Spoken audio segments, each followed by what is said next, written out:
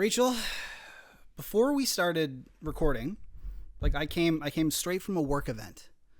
I had a little drink-a-roonies when I was there. And so although we're doing our Stanley Cup final preview, I feel empowered. And so I want to talk about our favorite subject, Mitch Marner. No. This guy is driving me crazy. I cannot believe we're about to talk about championship hockey, players who are winners, players who matter. It's hockey that matters.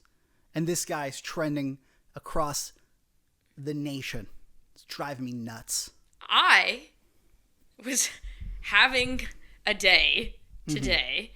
And so I decided, spur of the moment, I was going to go get my hair not only cut, because it looks like Mufasa the lion, colored as well. So that is what I spent my afternoon doing. So guess who hasn't logged on to Twitter today? This girl. Yeah. So let's talk about the Stanley Cup final that we do not have our days ruined. Nobody needs their Friday ruined, Mike. Too late. Well, don't ruin mine. You know my what? day's already wrecked. We should both create camps for ourselves that just make everyday transactions and things that we do in our lives difficult. Like we should I want to create a camp of let me bring my dad along. And I don't have a brother, but maybe a brother. You can use my sister. I'll use your sister. Okay. And then, maybe I'll just get someone I know at work who can be my agent. And I'm going to go to I don't know, McDonald's or Tim Hortons or whatever. And when they try and charge me $2.50 for a double, I'll be like, no. I'm actually only paying $2. I'm actually only paying $2. And actually, if you tell me not to, I'm going to go and leak to the world that you're trying to charge me $3.50 for this double. You know who's not trying to charge anyone $3.50 for a double? Who? Anyone on the Florida Panthers, because they true. all are having a blast. And you know where the Florida Panthers are, Mike? They're in the Stanley Cup final. Weird. You know what Connor McDavid didn't do? What? Be a little bitch and hold out? Well, so they offered him more, and he said, nah, I'll take less. He took less than he was offered by his own team so that he could play where? In Edmonton in the Stanley Cup final. He could help his team get better. Ken Holland did his best to screw that up, and yet somehow they're in the Cup final. Do you think that they can sign Zach Hyman if McDavid doesn't take that? No, because they have to sign Cody Ceci and Tyson Barrie. Right. Yeah. No. So alas, it's that's how you play winning hockey, and here we are. And okay, let's be real. And I know that obviously it's been floating around like crazy lately, but obviously Florida is a no-tax state. So although we've been over this, any athlete who has a good accountant basically can ensure that this. Any athlete with a good accountant, you'll make 3 to 5% less.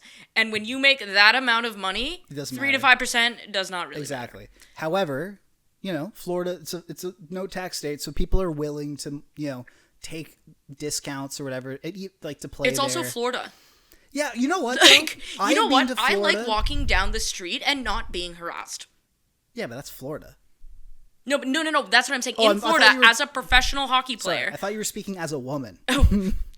I like walking down the street and not being harassed. Yes. Yeah, no, but you're not going to do that in Florida. Yeah, Tampa Bay. You think they care? No. Tom Brady played in Tampa Bay. That's who they care about. No, but they care about the Lightning down there. It's just not they just don't have TMZ shots of you having a coffee with your new coach and stuff like that.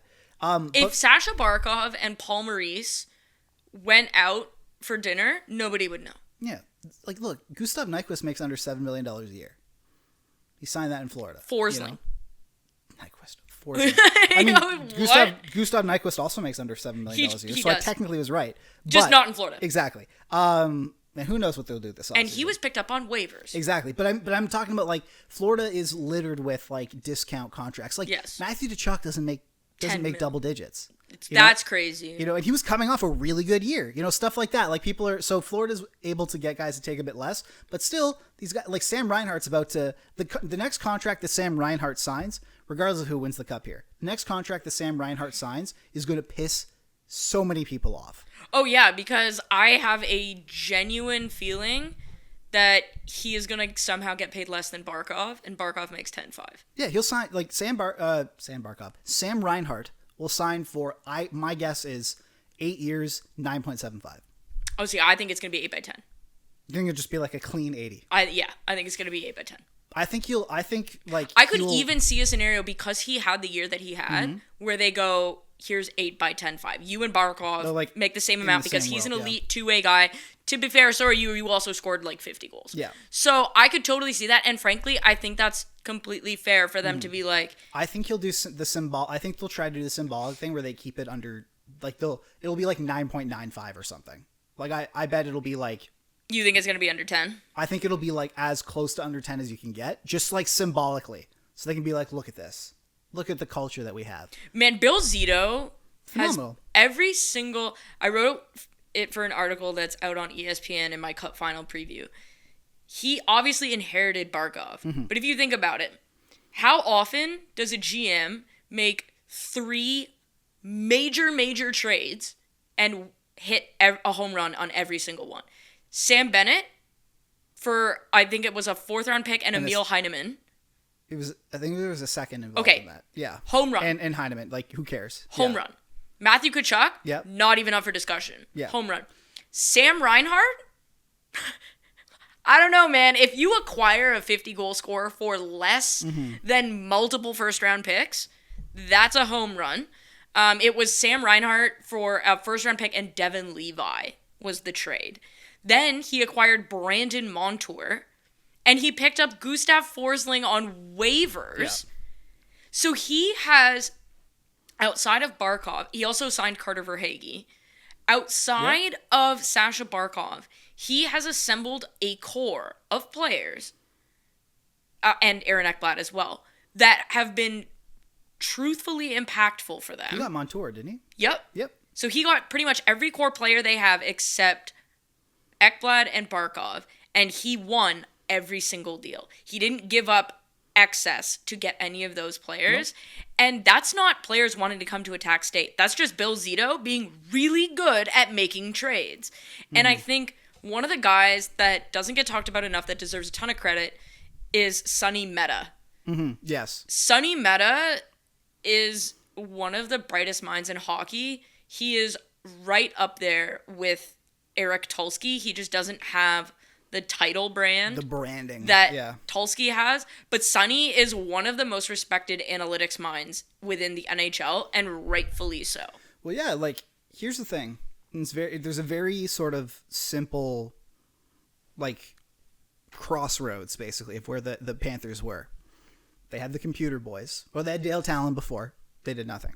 Then the computer boys. And they had a bit of an uptick, but then Dale Talon got in his feelings, came back, said, "Thank God I'm back, guys." They did literally nothing.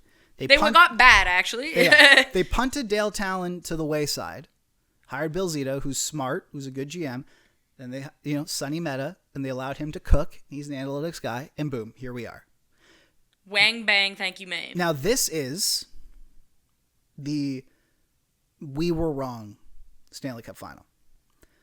We thought, and at least like you and I know. Oh, we thought Edmonton was going to get killed by Dallas. I believe on Twitter I said, and this was like in the middle of Game 7 of Oilers and Canucks, so they were still fighting each other. No one had won yet, and I tweeted, the Dallas Stars are going to commit war crimes against whichever team wins this. Now, maybe might not have been the best choice of words. That's on my not part, the best choice considering where geopolitics are right now. However, and it's D-Day today. However, we were wrong. Well, I did not say that. You said that. I just said that they were going to lose. So yeah, but you thought they were going to get stomped.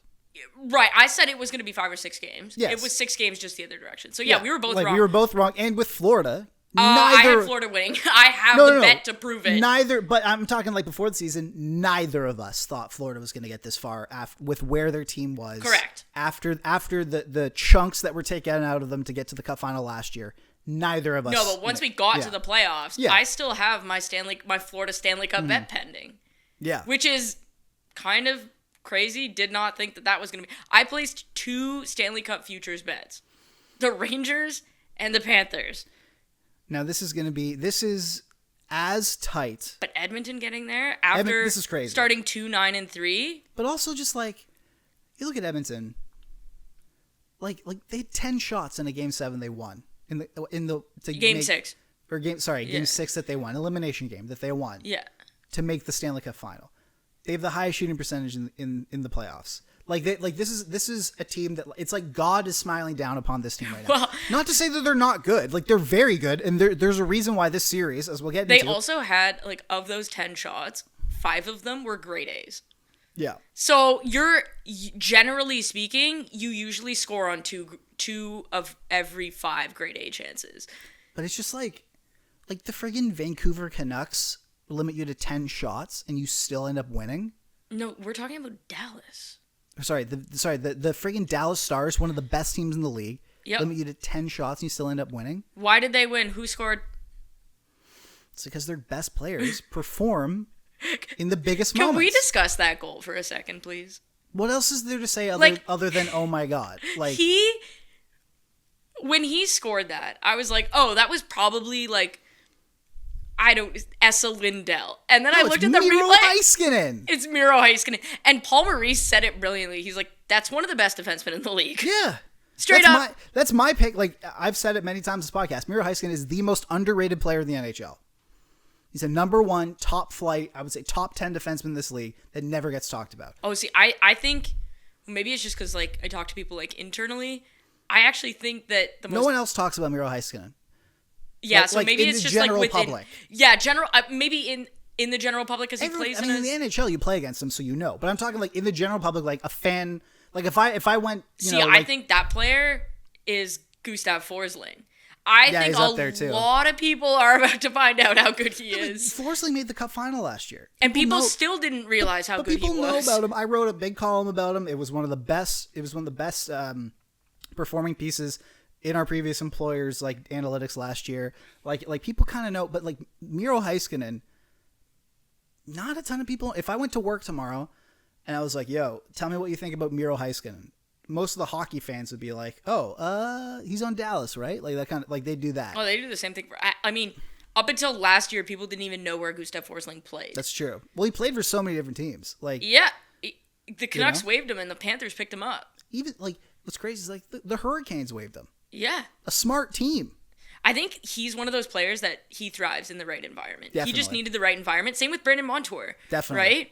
It's kind of one of those things where you get to the good environment and off you go. So now we're in a situation where the team that was very clearly one of the best teams all season in the NHL in Florida, rightfully I think is in the Cup final. Definitely. And then you have Edmonton, who a lot of people on September 1st of 2023 had them as their Cup final pick. And then on December 1st, everyone was like, they're screwed. I remember. It's a problem. I remember. It was the Eric Lindros Celebrity Hockey Classic presented by Easter Seals. And, it's where me, Steve Dangle, Tic Tac Tomar, he wasn't there this year, but like James Myrtle, Ian Tulloch, we all go, a bunch of other people. We go down, we play this great tournament to benefit Easter Seals and whatever. But we have the draft where we basically get to draft our celebrity hockey player that gets to play on our team. And then, we have some fun, and then we all sleep in like a hotel, and then we go to the rink the next day. And it was the game that the Oilers were playing the Sharks. The Sharks being like, at that point, I don't think they'd won a game yet. Right. And this was like maybe 12 games into the season, I think, where it was just like, it was at the point where like, what the hell is going on with the Oilers? It cannot get any lower than this. They're playing the Sharks. They can use this to like beat up on them and win. And we had to basically get like an illegal stream to find it because it was on like Bally Sports San Jose, and that's the only place it was playing. It wasn't on Sportsnet, I don't think, or at least not that night. And we're all huddled around this laptop because we didn't have an HDMI cord to connect it to the TV. But we're huddling around this laptop watching the Oilers get beat convincingly by the San Jose Sharks, who, by the way, are the worst team in the league. They now have the first overall pick. They are the worst team in the league. Looking back on that, record. That is really funny. That was the impetus. And I don't think Jay Woodcroft was a good coach. Stuart Skinner was awful. Jack Campbell was somehow worse. Jay Woodcroft is a good coach. Yeah. And so you look at this, And now here they are. A team that got beat by the San Jose Sharks has now made the Cup final. And honestly, it's not like they've lucked their way there in the sense of like they've had their fair share of struggles. But I think that it's really a good commentary on the fact that if your top two centers and top two defensemen are better than the team you're playing's top two centers and top two defensemen over the course of a playoff series, you're gonna win. You are gonna win the series. Okay, in LA, Connor McDavid and Leon Draisaitl were better than Anze Kopitar and Philip Deneau. Yeah. And Pierre-Luc Dubois.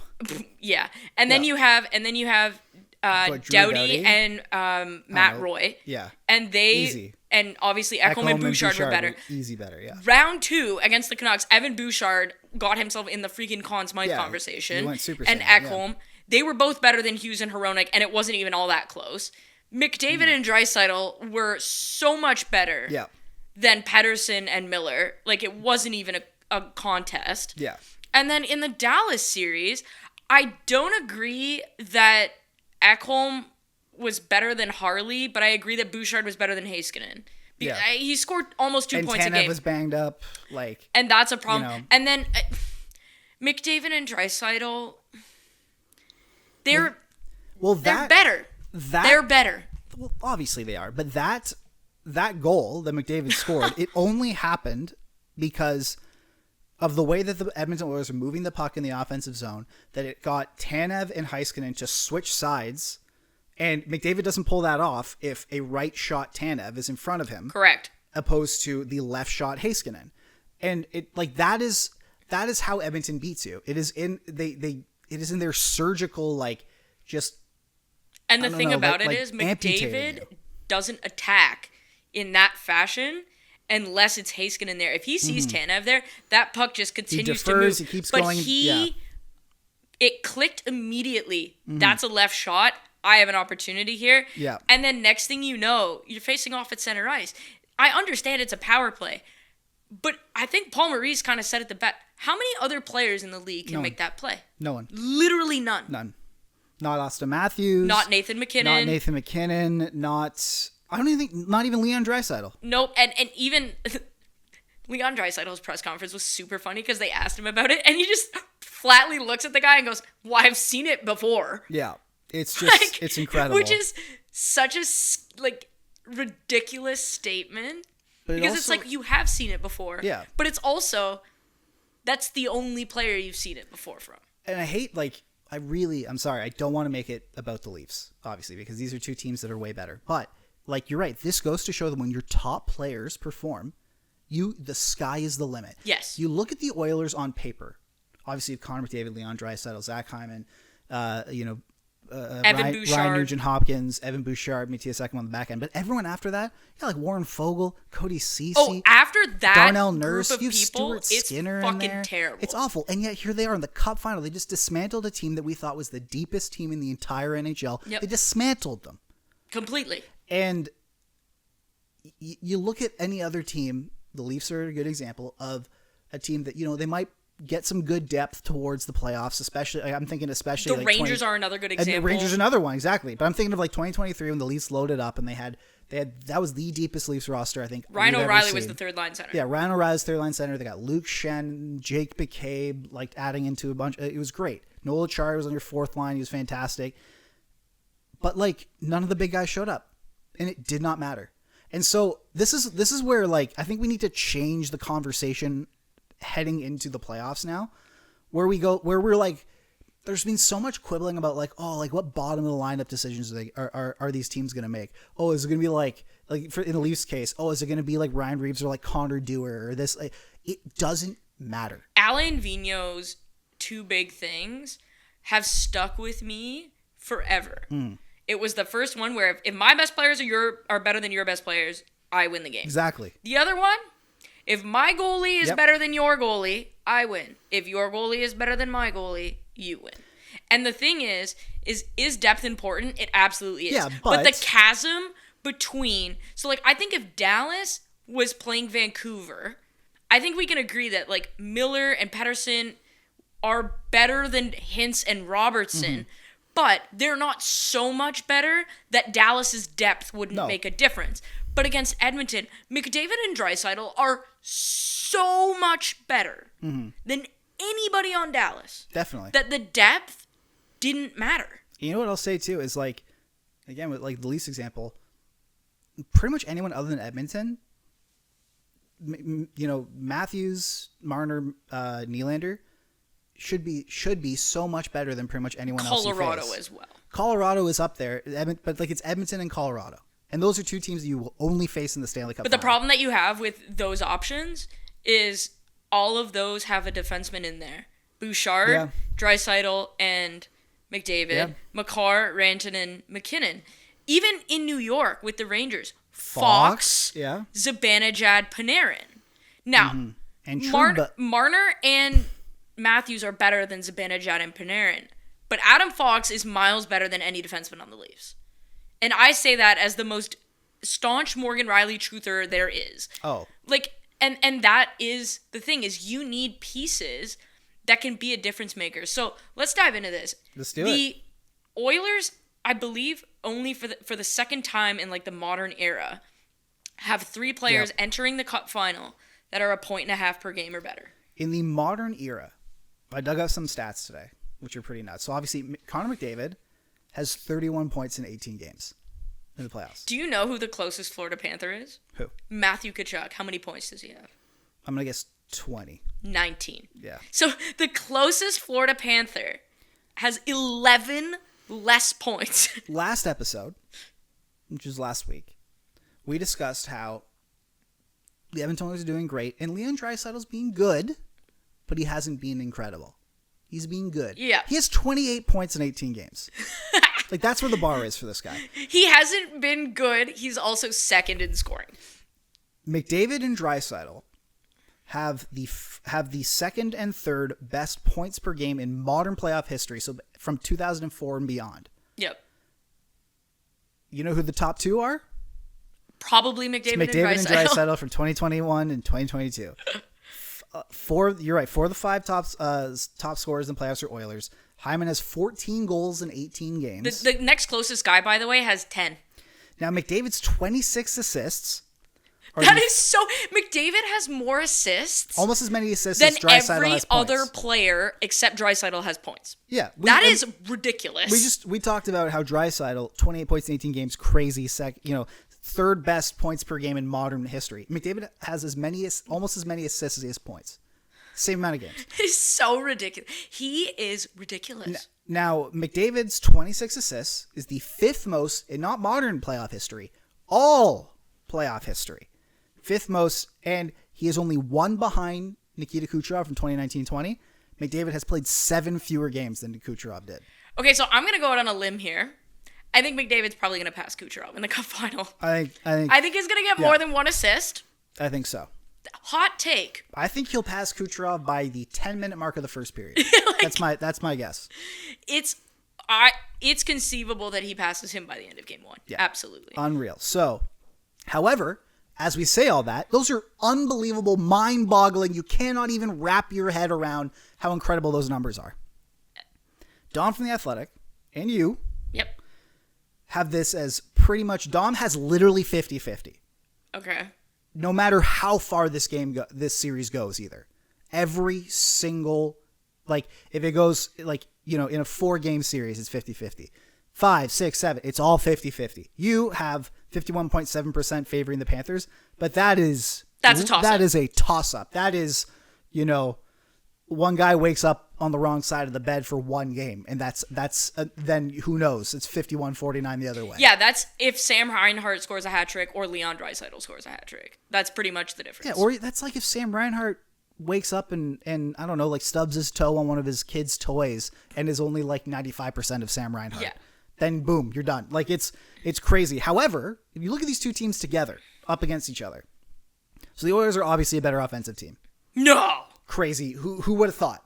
But they have the edge This is new information. I know. They have the edge in goals per game, power play goals, shooting percentage, and expected goals. Crazy. The Oilers have the edge in power play goals? Yeah.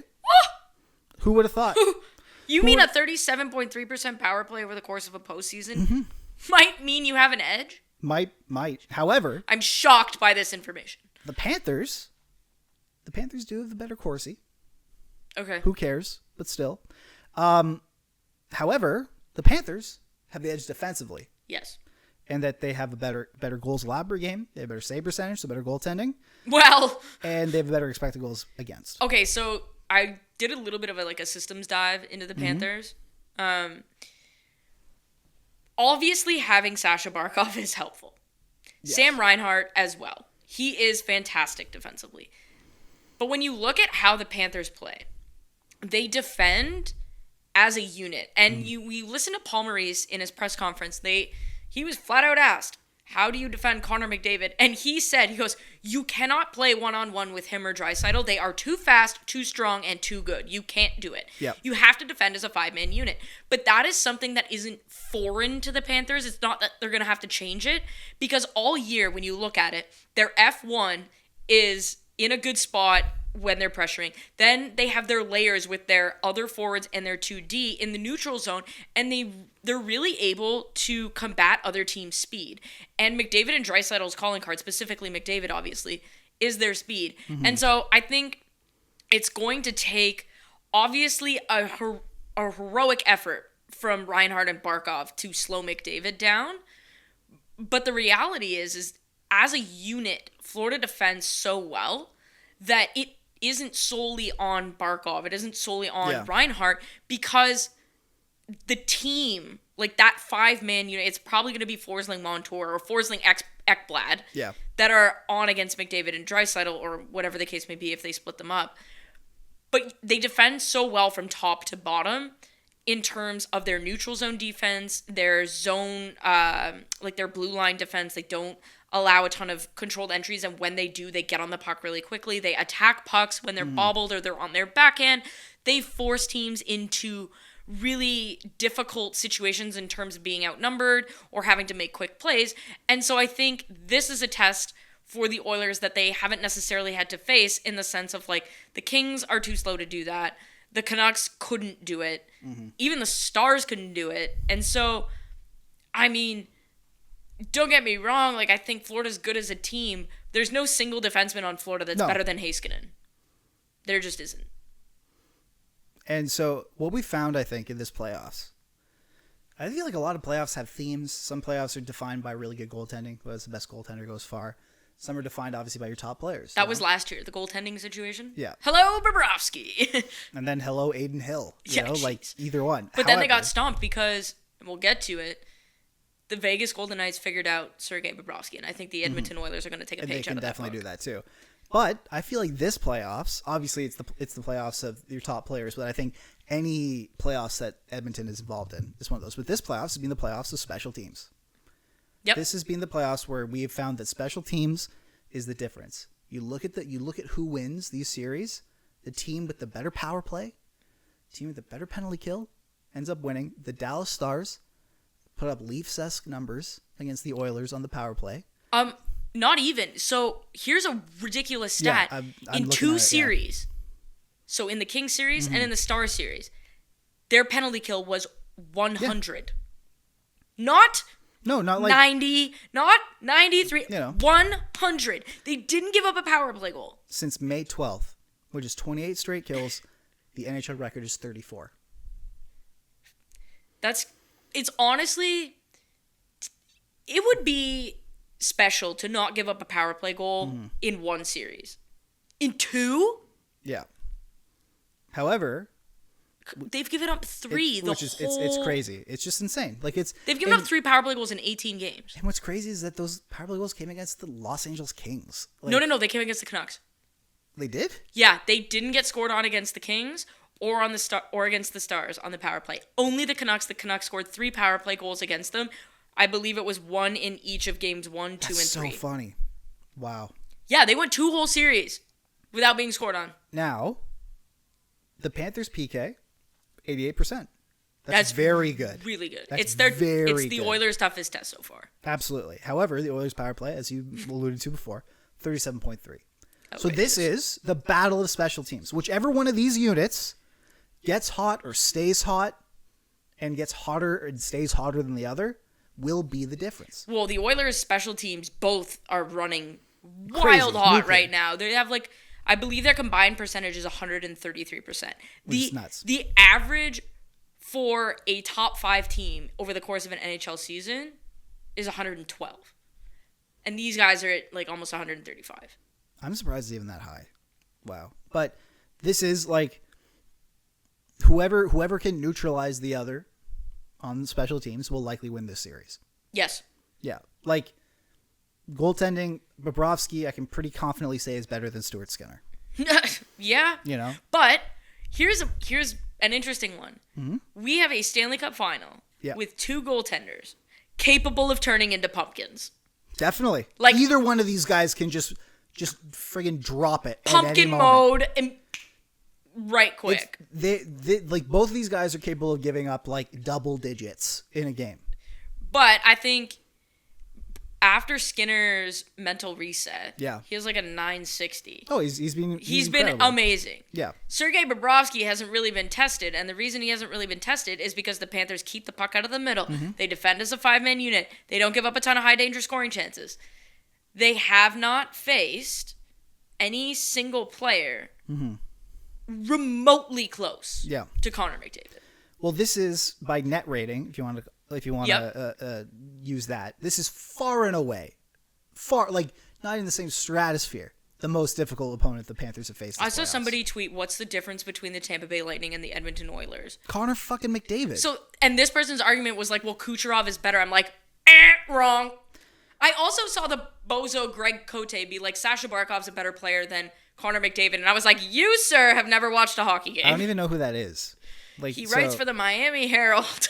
So he's never watched hockey. All right, cool. Yeah. However, this is...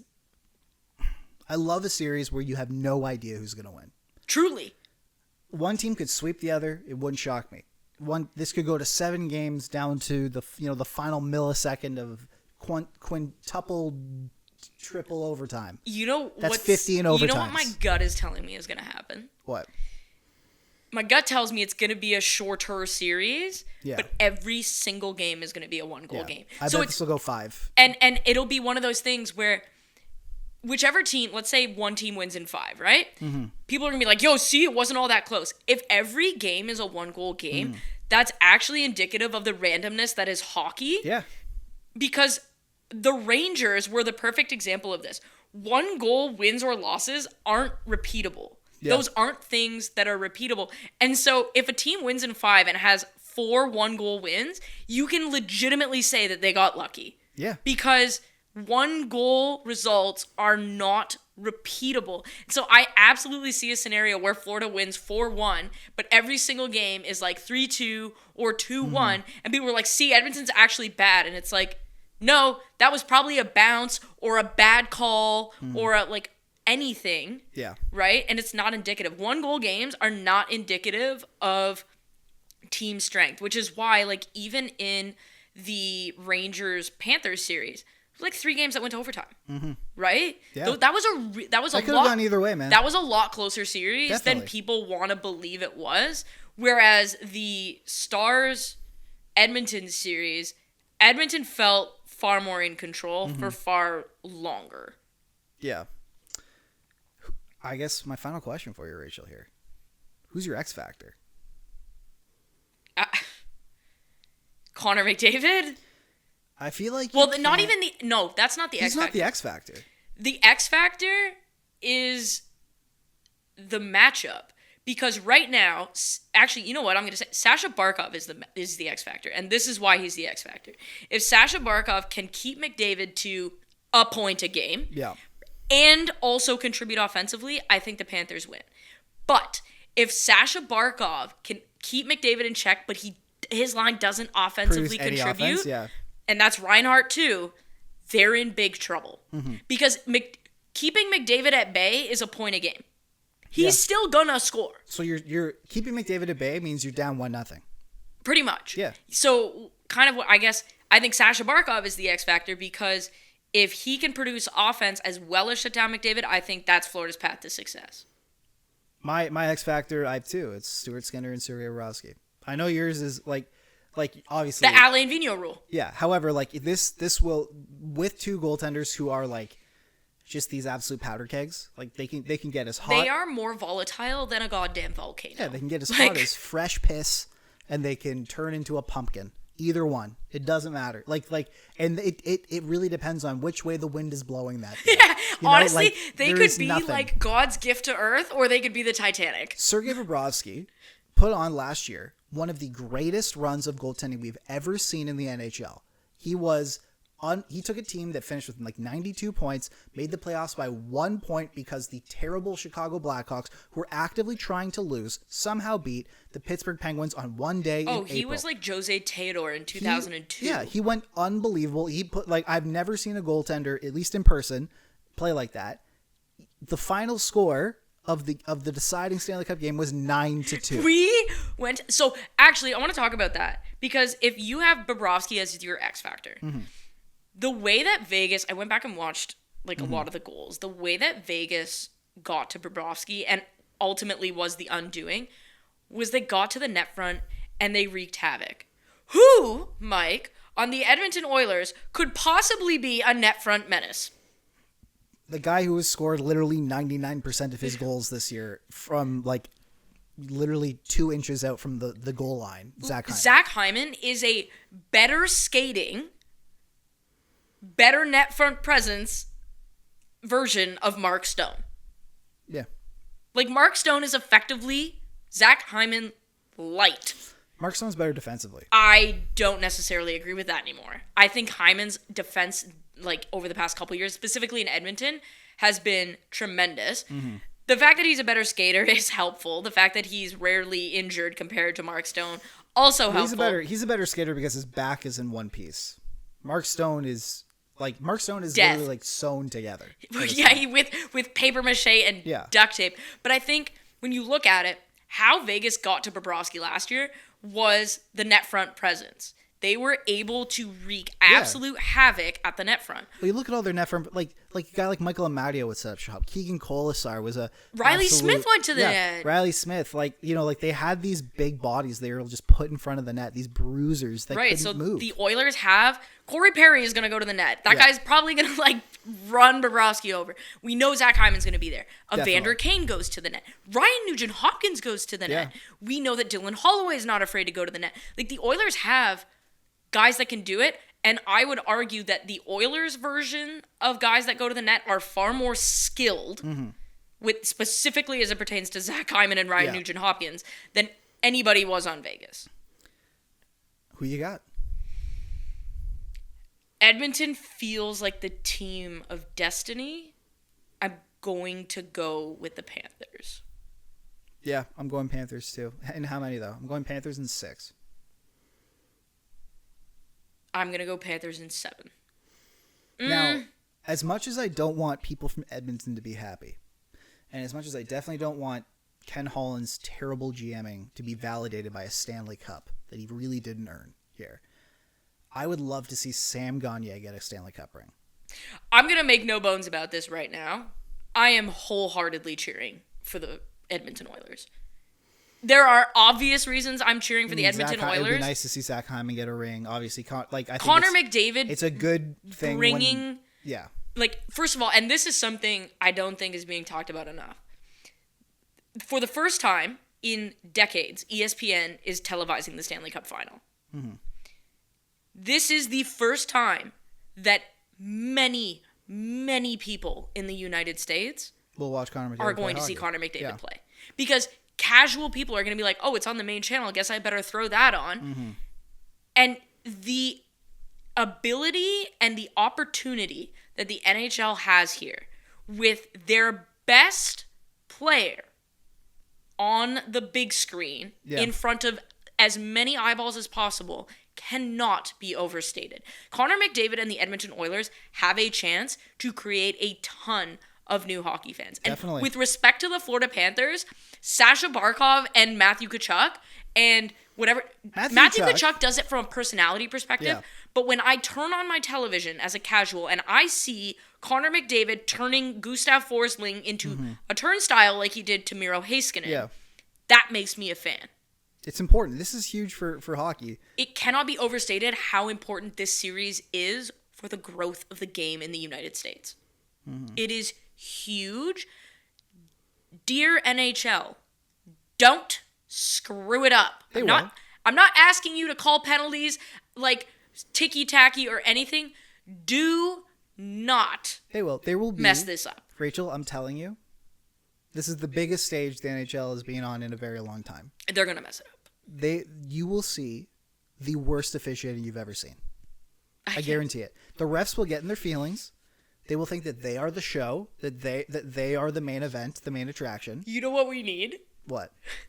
We need Stephen A. Smith to get fired up about NHL officiating. That's what we need. Like, it's going to be... Not that it's going to do anything, but Stephen A. Smith going absolute, like, punch for punch on NHL officiating would be so funny. Yeah, but, like, we are going to get, like, the refs... We know the bigger the stage, the more important refs feel that they are. Yeah. It happens in Game 7s. They go, it's my time. It's Wes McCauley time. It's my time to shine. Dan O'Rourke time. You know, it's like Wes. It's looking. Kelly Sutherland time. You know the meme with the guy looking in the mirror and it's like, go out there and make it about you. Yes. And that's what they do. We are gonna see. I hate to say this. I don't want to be a pessimist here. We are gonna see some of the worst officiating we have ever seen. I guarantee you, there will be in Game 1. There will be a call that or a non-call. Or a non-call that is so inexplicable. You will wonder if you are dreaming. We're gonna have a Tony X moment. Remember when Tony X found out about hockey? Yeah, it's like, what? The goalie just said fucking left? Like, yeah. We are gonna have a moment, and I don't know which one it is, but we are gonna have a moment where somebody discovers the NHL, and it's going to be because of one of two things. It's going to be because a call was so egregiously missed that they were like, wait, murder is allowed? Yes, it's going to be because Nick Cousins sawed off Ryan Nugent-Hopkins' head at center ice, and Wes McCauley went,